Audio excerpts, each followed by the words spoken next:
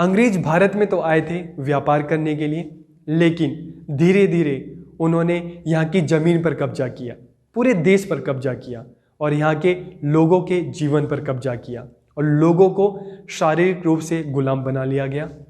और उसके बाद अंग्रेजों ने यहाँ की एजुकेशन को अपने हाथों में ले लिया ताकि यहाँ के लोगों को मानसिक रूप से भी गुलाम बनाया जा सके। और इसके लिए उन्होंने क्या किया, इसके लिए उन्होंने एक ऐसी एजुकेशन सिस्टम, एक ऐसी शिक्षा व्यवस्था की स्थापना की जहाँ पर वेस्टर्न कंट्री की जो उन्नति थी, जो तरक्की थी, उसकी तो खूब अच्छाइयाँ की गई ताकि यहाँ के यूथ के माइंड में वेस्टर्न कंट्री के लिए एक पॉजिटिव एटीट्यूड डेवलप किया जा सके और इंडियन कल्चर की, यहाँ की एजुकेशन की बुराइयाँ की गई ताकि यहाँ के यूथ में, यहाँ के लोगों में अपनी ही कंट्री के लिए एक नकारात्मक सोच उत्पन्न की जा सके ताकि यहाँ के लोग ब्रिटिशर्स को अच्छा माने और उनके खिलाफ किसी तरह का कोई विद्रोह ना करें और ब्रिटिशर्स का जो शासन है उसको एक्सेप्ट कर लें और हमेशा गुलाम बनकर रहें। लेकिन ऐसे में एक ऐसे इंसान की उत्पत्ति होती है जिसने हमारी जो खोई हुई जो वैदिक परंपरा थी उसको फिर से जीवित करने का प्रयास किया, जिसने कहा वेदों की ओर लौटो, जो ना केवल एक फिलोसफर था, एक दार्शनिक था, बल्कि एक समाज सुधारक था, जिसने समाज में फैली बुराइयों को दूर करने के लिए, जो सोशल एविल्स थे, इसको खत्म करने के लिए 1875 में आर्य समाज की स्थापना की, जिसका मानना था कि समाज में सभी तबकों को, चाहे कोई किसी वर्ग का हो, किसी भी जाति का हो, सबको एजुकेशन देना बहुत जरूरी है। जिसका मानना था कि पुरुषों के समान स्त्रियों को भी एजुकेशन दी जानी चाहिए। एक राष्ट्र, एक देश तभी आगे बढ़ सकता है जब वहाँ की स्त्रियां भी पुरुषों के समान शिक्षित हो, पुरुषों के बराबर शिक्षित हो। तो आज हम एक ऐसे ही शख्सियत की बात करने जा रहे हैं, इसी पर्सनैलिटी की बात करने जा रहे हैं, स्वामी दयानंद सरस्वती, जिन्होंने अपनी फिलॉसफी के माध्यम से, अपने दर्शन के माध्यम से हमारे समाज में जो फैली बुराइयां थी इसको ख़त्म करने का प्रयास किया और हमारी जो गौरवशाली जो परंपरा थी इसको फिर से जीवित करने का प्रयास किया। तो हम स्वामी दयानंद सरस्वती जी की फिलॉसफी के बारे में, उनकी एजुकेशनल फिलॉसफी के बारे में आज जानेंगे, समझेंगे। तो आप वीडियो को आखिरी तक देखिए। कहीं पे भी कोई प्रॉब्लम आती है या आपको वीडियो अच्छी लगती है तो कमेंट करके जरूर बताइए। तो हम वीडियो को स्टार्ट करते हैं। एजुकेशन फिलॉसफी ऑफ स्वामी दयानंद सरस्वती, स्वामी दयानंद सरस्वती जी का शिक्षा दर्शन। तो हम वीडियो को स्टार्ट करते हैं। सबसे पहले अगर हम स्वामी जी के जीवन की बात करें तो इनका जन्म 12 फरवरी 1824, 12 फरवरी 1824 में कहाँ हुआ? गुजरात में हुआ। इनके बचपन का नाम मूल शंकर था, लेकिन इनकी माता इनको प्यार से दयाराम कहकर बुलाती थी और आगे चलकर दयाराम से इनका नाम क्या पड़ गया? दयानंद। 14 वर्ष की उम्र में ही, 14 ईयर की एज में ही इन्होंने चारों वेदों को मेमोराइज कर लिया, मतलब कंठस्थ कर लिया, मुंह जबानी याद कर लिया। और 1875 में इन्होंने आर्य समाज की स्थापना की। तो आर्य समाज की स्थापना किस उद्देश्य से की? तो उस समय समाज में जो बुराइयां फैली थी, जो जात पात, छुआछूत, जाति के आधार पर, धर्म के आधार पर जो बुराइयां फैली थी, तो इस तरह की सामाजिक बुराइयों को, सोशल एविल्स को खत्म करने के लिए इन्होंने 1875 में आर्य समाज की स्थापना की। और आगे चलकर इन्होंने एक अभियान चलाया, जन जागरण अभियान, जिसके माध्यम से अंग्रेजों के शासनकाल में भारतीय संस्कृति जो खोती जा रही थी, दबती जा रही थी, उसको फिर से पुनर्जीवित करने का इन्होंने प्रयास किया। और 30 अक्टूबर 1883 को इनका निधन हो गया। अगर हम इनके शिक्षा दर्शन की बात करें, एजुकेशन फिलॉसफी की बात करें, तो महर्षि दयानंद सरस्वती जी की जो एजुकेशन फिलॉसफी थी उसका बेस क्या था, उसका आधार क्या था? वेद, जो चारों वेद थे। तो वेदों के माध्यम से इन्होंने खोई हुई भारतीय जो सभ्यता थी, जो भारतीय ज्ञान था, उसको फिर से जीवित करने का प्रयास किया। इन्होंने अंग्रेजी शिक्षा का पूरी तरीके से विरोध किया और इनका मानना था कि भारतीयों को कौन सी शिक्षा मिलनी चाहिए? भारतीयों को भारतीय शिक्षा मिलनी चाहिए। और उन्होंने शिक्षा के द्वारा, उन्होंने एजुकेशन के द्वारा वैदिक संस्कृति के पुनरुत्थान पर बल दिया कि एजुकेशन के माध्यम से जो हमारी अपनी वैदिक संस्कृति थी, वैदिक परंपरा था, वैदिक ज्ञान था, उसको फिर से पुनर्जीवित करने का प्रयास किया, उसको फिर से उसका पुनरुत्थान पर बल दिया। ठीक है। और वे जनसाधारण को वे समझ शिक्षा प्रदान करने के पक्ष में थे। उनका मानना था कि दुनिया भर का जो ज्ञान है उसका आधार क्या है? वेद। ठीक है। तो जनमानस जो आम लोग हैं उनको किस तरह की शिक्षा देनी चाहिए? उनको वैदिक शिक्षा देनी चाहिए ताकि वो इस जीवन को, इस दुनिया को जान सके, अपने आप को जान सके। और एक जो नई चीज उन्होंने बोली कि अपने बच्चों की शिक्षा की व्यवस्था करना माता पिता का कर्तव्य है। ठीक है। कि बच्चों को शिक्षा देना ये माता पिता की रिस्पॉन्सिबिलिटी है, कर्तव्य है। इसलिए उनको अपने बच्चों को शिक्षा देनी चाहिए। और जो माता पिता अपने बच्चों को शिक्षा नहीं देते वो उनके लिए एनिमी के समान है, शत्रु के समान है। और इसके अलावा उन्होंने एक बहुत अच्छी बात बोली कि समाज में चाहे कोई भी वर्ग हो, कोई भी जाति हो, कोई भी स्त्री हो या पुरुष हो, कोई भी हो, सबको समान शिक्षा मिलनी चाहिए। किसी के साथ किसी प्रकार का भेदभाव नहीं किया जाना चाहिए। अगर हम इनके एम्स ऑफ एजुकेशन की बात करते हैं तो मोरल एंड कैरेक्टर डेवलपमेंट, चरित्र और नैतिकता का विकास, फिजिकल डेवलपमेंट, शारीरिक विकास, अटेनमेंट ऑफ विजडम, ज्ञान की प्राप्ति, development of a sense of social welfare, सामाजिक कल्याण की भावना का विकास, जैसे जिसके लिए इन्होंने आर्य समाज की भी स्थापना की थी। Development of a sense of nationalism, राष्ट्रीयता की भावना का विकास, ताकि भारतीयों को भारतीय शिक्षा मिल सके और जो भारतीयों की खोई हुई आजादी थी उसको पाने का पुनः प्रयास भारतीय करें। ठीक है। तो इसलिए इनके एजुकेशन फिलोसफी में हमें सेंस ऑफ नेशनलिज्म, राष्ट्रीयता की भावना की झलक मिलती है। इसके अलावा अगर हम करिकुलम की बात करें तो करिकुलम का इन्होंने बहुत ही सिस्टमेटिक तरीके से करिकुलम के बारे में बताया। क्या बताया? तो इन्होंने कहा कि जो बच्चों की जो शिक्षा है, उनकी जो एजुकेशन है, वो कहाँ से स्टार्ट हो जाती है? From the वोम of his mother, की अपनी माँ के गर्भ से ही बच्चों की शिक्षा स्टार्ट हो जाती है।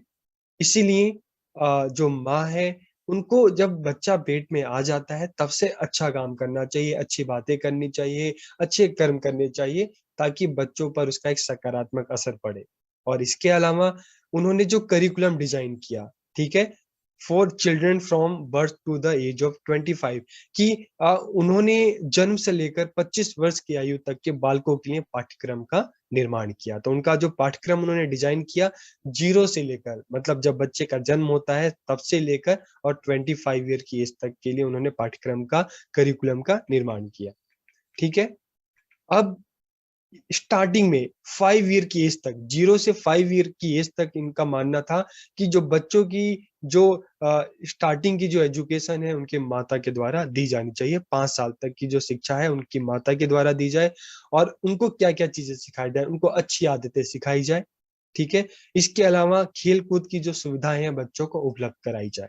0 से 5 साल तक की जो एजुकेशन है माता के द्वारा बच्चों को दी जाए, जिसमें अच्छी आदतें हैं, अच्छे काम है। और इसके अलावा बच्चों के फिजिकल डेवलपमेंट के लिए उनको खेल कूद की सुविधाएं उपलब्ध कराई जाए। उसके बाद 5 to 8 ईयर्स की एज, तो 5 से 8 साल तक बच्चों को जो शिक्षा दी जाए उनके पिताजी के द्वारा दी जाए, उनके फादर के थ्रू दी जाए। और इसमें उनको क्या क्या चीजें सिखाई जाए इस एज में? उनको अच्छे आचरण, ठीक है, खेल कूद, और इसके अलावा जनरल नॉलेज, सामान्य ज्ञान के साथ साथ और क्या चीजें सिखाई जाए? जो वर्ण है, अल्फाबेट है, वो सिखाए जाए। उनको पढ़ना लिखना बोलना सिखाया जाए। तो 5 to 8 ईयर की जो एज है, ये एजुकेशन इस एज में कौन देगा बच्चों को? तो उनके पिता। 0 से 5 उनकी माता, मदर, और 5 to 8 फादर। ओके। इसके बाद इसके बाद स्वामी दयानंद सरस्वती जी ने बोला कि जब बच्चे की उम्र 8 साल हो जाती है, ठीक है, तो उसके बाद बच्चों को गुरुकुल में डाल दिया जाए। और 8 साल से लेकर 25 साल तक की जो बच्चों की एजुकेशन, 8 ईयर to 25 ईयर्स की जो एज है बच्चों की, ये एजुकेशन उनकी कहाँ होनी चाहिए? गुरुकुल में होनी चाहिए, स्कूल में होनी चाहिए। ठीक है। तो इस टाइम पीरियड को अगर बात करते हैं, जो ये 17 ईयर का टाइम पीरियड था, तो इन्होंने अलग अलग पार्ट्स में डिवाइड किया। तो उसकी भी हम बात करते हैं। तो सबसे पहले अगर हम देखें तो इन्होंने 8 to 11 ईयर्स ठीक है। इसमें उन्होंने क्या बोला कि इस उम्र में बच्चों को क्या क्या चीजें सिखाई जाए। इस उम्र में बच्चों को pronunciation of words, writing and grammar, during which the children should be taught Ashtadhyayi and Mahabhashya. तो इस उम्र में बच्चों को शब्दों के उच्चारण, व्याकरण, लेखन की शिक्षा दी जाए।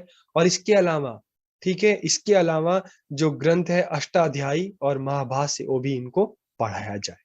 ठीक है। इसके बाद अगर हम बात करते हैं 11 टू 14 ईयर्स की एज, तो इस टाइम बच्चों को क्या चीजें सिखाया जाए। तो इस टाइम बच्चों को स्टडी ऑफ वैदिक डिक्शनरी, जिसको निघंटू बोलते हैं, निघंटू का मतलब है वैदिक जो डिक्शनरी है, वैदिक जो शब्दकोश है वो बताया जाए। इसके अलावा जो भाषा शास्त्र है, लिंग्विस्टिक, जिसको हम कहते हैं निरुक्त, ये पढ़ाया जाए। और इसके अलावा मनुस्मृति, वाल्मीकि रामायण, विदुर नीति, इस तरह के ग्रंथ बच्चों को पढ़ाए जाने चाहिए। तो मतलब 11 टू 15 ईयर्स की जो एज में बच्चों को जो वैदिक डिक्शनरी है, जो लिंग्विस्टिक है, इसके अलावा मनुस्मृति, वाल्मीकि रामायण और विदुर नीति, इस तरह के ग्रंथों की शिक्षा दी जानी चाहिए। ठीक है। उसके बाद अगर हम बात करते हैं 15 टू 21 ईयर की एज, तो इस एज में बच्चों को क्या सिखाया जाए। जो चारों वेद है, ठीक है, जो चारों वेद हैं और जो भारतीय दर्शन है, इंडियन फिलोसफी है, उसका अध्ययन बच्चों को कराया जाए 15 टू 21 ईयर की एज ग्रुप में। अब इसके बाद क्या किया जाए। इसके बाद जब बच्चा 21 ईयर का हो जाता है, उसको जो चारों वेद, इंडियन फिलोसफी, ये सारी चीजें सिखा दी जाती है। तो उसके बाद नेक्स्ट 4 ईयर में अब बच्चा 25 ईयर के बाद सोसाइटी में जाता है। तो बच्चों को सोसाइटी के लिए तैयार किया जाए, समाज के लिए तैयार किया जाए, ताकि समाज में जाकर बच्चा एक बेहतर जीवन जी सके। तो इसके लिए उनको कौन कौन सी सब्जेक्ट को की एजुकेशन दी जानी चाहिए। तो मिलिट्री साइंस है, आयुर्वेद है, political science, economics, law, singing, craft, mathematics, science, astrology, geography, astronomy, geometry, geology, ये सारी जो सब्जेक्ट हैं ये बच्चों को पढ़ाए जाए, ताकि बच्चा जब सोसाइटी में जाए तो अपनी लाइफ को अच्छे से जी सके। ठीक है। सोसाइटी में जो काम है, इस तरह के काम बच्चों को, इस तरह की शिक्षा दी जाए, ताकि सोसाइटी में एक अच्छा जीवन बच्चा जाकर जी सके। तो इस तरह की उन्होंने करिकुलम को डिजाइन किया है। ठीक है। 0 से लेकर 25 ईयर्स का जो एज ग्रुप है, कि 0 से 8 ईयर्स तक की जो एजुकेशन बच्चों को घर में माता पिता के द्वारा दी जाए, और 8 से लेकर 25 तक गुरुकुल में दी जाए। इसके बाद अगर टीचिंग मेथड्स की बात करते हैं, तो उपदेश मेथड, जिसमें गुरु बोलता है और शिष्य सुनते हैं, स्टूडेंट सुनते हैं। सेल्फ स्टडी मेथड, स्वाध्याय विधि, लॉजिक मेथड, तर्क विधि, इंस्पेक्शन मेथड, निरीक्षण विधि, और प्रैक्टिकल मेथड, व्यवहारिक विधि। कि सिर्फ थ्योरेटिकल नॉलेज ना दी जाए, बच्चों को जो भी चीजें बताई जाए उसको कर कर भी दिखाया जाए, या बच्चों को अवसर दिए जाए, अपॉर्चुनिटी दी जाए, ताकि बच्चा उसको खुद से कर कर सीख सके। इसके अलावा अगर हम स्कूल की बात करते हैं, विद्यालय की बात करते हैं, तो उन्होंने स्वामी दयानंद सरस्वती जी ने जो इंडियन एजुकेशन था, यहाँ का जो कल्चर था, यहाँ का जो लिटरेचर था, उसकी प्रिजर्वेशन के लिए एंड डेवलपमेंट के लिए उन्होंने गुरुकुल की स्थापना पर बल दिया, कि अगर हमें इंडियन एजुकेशन, कल्चर और जो लिटरेचर है इसको प्रिजर्व करना है, इसको आगे बढ़ाना है, तो गुरुकुल की स्थापना होनी चाहिए। और इस तरह के जो गुरुकुल होने चाहिए, वो जो शहर की जो आबादी होती है, जो शहर की जो भीड़ भाड़ जो होती है, कोलाहल होता है, उससे दूर प्रकृति के वातावरण में होना चाहिए, ऐसा स्वामी जी का मानना था। और इनका मानना था कि गर्ल्स एंड बॉयज के लिए अलग अलग स्कूल होने चाहिए। इसके अलावा इन्होंने क्या बोला, school should be residential where teacher and student lead a simple life. की जो स्कूल होने चाहिए रेजिडेंशियल होने चाहिए, आवासीय होनी चाहिए, जहां पर शिक्षक और विद्यार्थी दोनों एक सादा, एक सिंपल लाइफ जिए। ठीक है। और all student in the school should be treated equally. की स्कूल में सभी विद्यार्थियों के साथ एक समान व्यवहार किया जाए, किसी तरह का डिस्क्रिमिनेशन नहीं होना चाहिए। इसके अलावा इंस्ट्रक्शन जो होनी चाहिए, शिक्षा का माध्यम जो होना चाहिए, मीडियम ऑफ इंस्ट्रक्शन, वो हिंदी होनी चाहिए। लेकिन हिंदी के साथ साथ जो संस्कृत लैंग्वेज है वो भी बच्चों को सिखाई जाए, वो भी बच्चों को पढ़ाई जाए। अगर टीचर की बात करें, शिक्षक की बात करें, तो the personality of the teacher should B impressive which can attract the learners. कि शिक्षक का व्यक्तित्व प्रभावशाली होना चाहिए, जो छात्रों को, विद्यार्थियों को उसकी तरफ आकर्षित करे। The teacher should know the Vedas, कि शिक्षक को वेदों का ज्ञान होना चाहिए, ठीक है। The teacher should be dedicated to the welfare of the learners, कि शिक्षक को विद्यार्थियों के कल्याण के लिए समर्पित होना चाहिए, ठीक है। इसके अलावा the behaviour and conduct of the teacher should be fair, कि शिक्षक का व्यवहार और आचरण निष्पक्ष होना चाहिए, किसी तरह का उसमें भेदभाव नहीं होना चाहिए। इसके अलावा the teacher should be healthy, कि टीचर को, शिक्षक को स्वस्थ होना चाहिए, क्योंकि एक हेल्दी टीचर ही स्टूडेंट को मोटिवेट कर सकता है। और teacher should have full knowledge of the abilities and capabilities of learners, कि एक टीचर को अपने विद्यार्थियों की योग्यताओं और क्षमताओं का पूरा ज्ञान होना चाहिए। The character of the teacher should B of high standard, कि शिक्षक का चरित्र उच्च कोटि का होना चाहिए, ताकि स्टूडेंट उससे प्रभावित हो सके, उनसे चीजों को सीख सके और वैसा बन सके। The teacher should be fully proficient in the teaching, शिक्षक को शिक्षण में पूर्ण रूप से दक्ष होना चाहिए, महारत हासिल होनी चाहिए, ताकि बच्चों को अच्छे से वो पढ़ा सके। अगर हम स्टूडेंट की बात करते हैं, the student should study with concentration, कि विद्यार्थियों को एकाग्रचित्त होकर अध्ययन करना चाहिए। और student should be curious to acquire knowledge, कि ज्ञान प्राप्ति के लिए उनको जिज्ञासु होना चाहिए। स्टूडेंट शुड बी ऑनेस्ट, कि विद्यार्थियों को सत्यनिष्ठ होना चाहिए, ऑनेस्ट होना चाहिए। And student should be willing to sacrifice pleasure for the sake of study, कि अध्ययन के लिए विद्यार्थी ऐसा हो जो अध्ययन के लिए अपने सुख को त्याग करने वाला हो, मतलब पूरे समर्पण के साथ पढ़ाई करे। Student should B hard working and goal oriented, कि विद्यार्थी कर्मशील होने चाहिए, जो अपने कर्मा पे ध्यान दें, और लक्ष्य निष्ठ, गोल ओरिएंटेड, कि उनके माइंड में उनका लक्ष्य हो, टारगेट हो, और उसी को प्राप्त करने के लिए वो तन मन से काम करें। Student should live a healthy and simple life, कि विद्यार्थियों को स्वस्थ और सरल जीवन व्यतीत करना चाहिए। Student should B social reformers, की विद्यार्थियों को समाज सुधारक होना चाहिए, क्योंकि यही विद्यार्थी हैं जो समाज में जाएंगे और अपने प्रयासों से समाज में फैली जो बुराइयां हैं उसको दूर करेंगे। तो एक स्टूडेंट को समाज सुधारक, सोशल रिफॉर्मर भी होना चाहिए। Student should serve the worship their parents and teachers, कि विद्यार्थियों को अपने माता पिता तथा शिक्षकों की सेवा व उपासना करनी चाहिए। अगर हम टीचर स्टूडेंट रिलेशनशिप की बात करते हैं, तो teacher student relationship as essential for the search for truth and knowledge, कि सत्य और ज्ञान की खोज के लिए शिक्षक और शिक्षार्थी में, विद्यार्थी में एक अच्छा संबंध होना आवश्यक है। तो किस तरह का संबंध होना चाहिए, तो जैसे वेदों में कहा है कि टीचर स्टूडेंट के बीच में फादर और सन की तरह रिलेशन होना चाहिए, तो स्वामी दयानंद सरस्वती जी ने भी यही बात बोली है। इसके अलावा इसके अलावा स्वामी जी ने क्या बोला है कि जब तक टीचर और स्टूडेंट के बीच में जो रिलेशन है घनिष्ठ नहीं होंगे, डीप नहीं होंगे और प्योर नहीं होंगे, पवित्र नहीं होंगे, तब तक विद्यार्थी स्टूडेंट ना तो सही प्रकार से ज्ञान का अर्जन कर सकेगा, ना उसका सर्वांगीण विकास हो सकेगा। तो अगर हम चाहते हैं कि स्टूडेंट का ऑल राउंड डेवलपमेंट हो, तो उसके लिए भी टीचर और स्टूडेंट के बीच में एक अच्छा रिलेशन होना चाहिए, ताकि अगर एक अच्छी बॉन्डिंग होगी, एक अच्छा रिलेशन होगा, तो जो क्लास में टीचिंग लर्निंग है वो इफेक्टिव हो सकता है। तो इसलिए टीचर स्टूडेंट का रिलेशनशिप, एक अच्छा रिलेशनशिप होना बहुत जरूरी है। अगर वुमेन एजुकेशन की बात करें, तो स्वामी जी ने वुमेन एजुकेशन की भी बात की है। तो इनका मानना था कि कोई भी राष्ट्र है, कोई भी देश है, ठीक है, महिला सशक्तिकरण या वुमेन एम्पावरमेंट के बिना तरक्की नहीं कर सकता। तो समाज की तरक्की में जितना योगदान पुरुषों का है, उतना योगदान महिलाओं का भी है। तो इसलिए पुरुषों के समान महिलाओं को भी शिक्षा दी जानी चाहिए, ठीक है। तो he emphasised on setting up separate school for the education of women, कि उनका मानना था कि गर्ल्स एंड बॉयज का अलग स्कूल होना चाहिए, गर्ल्स का अलग से स्कूल होना चाहिए, ठीक है।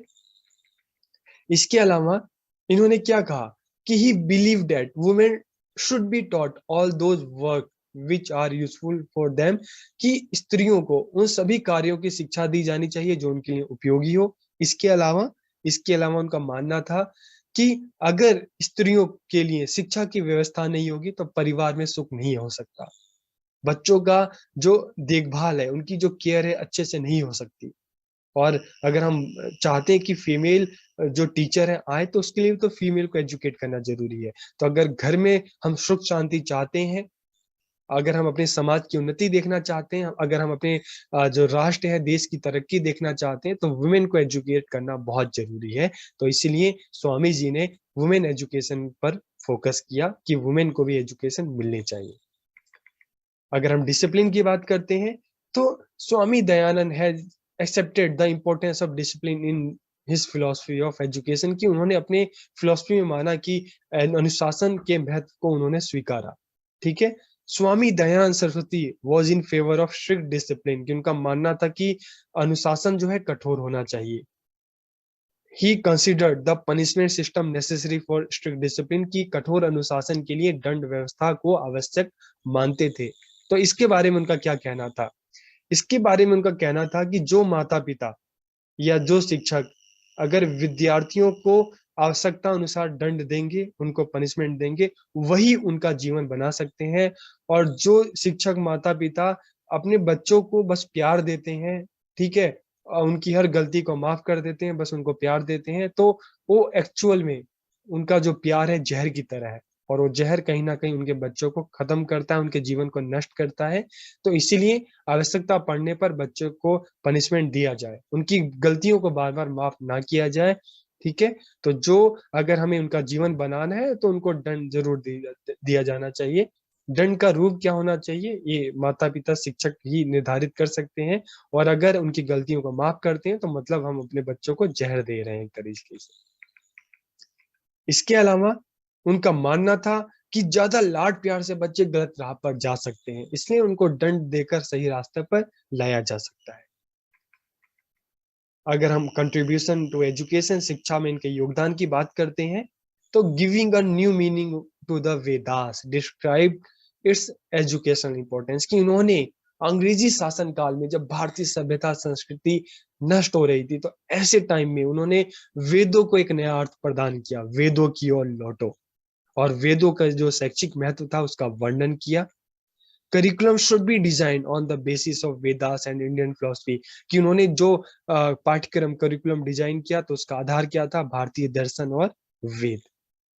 अ child's education should be based on his mother tongue कि एक बच्चे की जो शिक्षा है उनकी मातृभाषा पर आधारित होनी चाहिए ताकि बच्चों का विकास अच्छे से हो सके। Indian children should get Indian education कि भारतीय बच्चों को भारतीय शिक्षा मिलनी चाहिए। He talked about providing practical as well as theoretical education कि उनका मानना था कि सिर्फ बच्चों को थ्योरेटिकल नहीं, उसके साथ साथ प्रैक्टिकल एजुकेशन भी दी जाए। He oppose the English education given by the Britishers कि उन्होंने अंग्रेजों द्वारा दी जाने वाली अंग्रेजी शिक्षा का विरोध किया। It is the duty of parents to arrange for the education of their children की बहुत अच्छी बात थी कि बच्चों की जो शिक्षा की जो जिम्मेदारी है पेरेंट्स की को है, ठीक है? तो इसलिए पेरेंट्स की रिस्पॉन्सिबिलिटी कि अपने बच्चों को एजुकेशन दे या अरेंजमेंट करें एजुकेशन के लिए।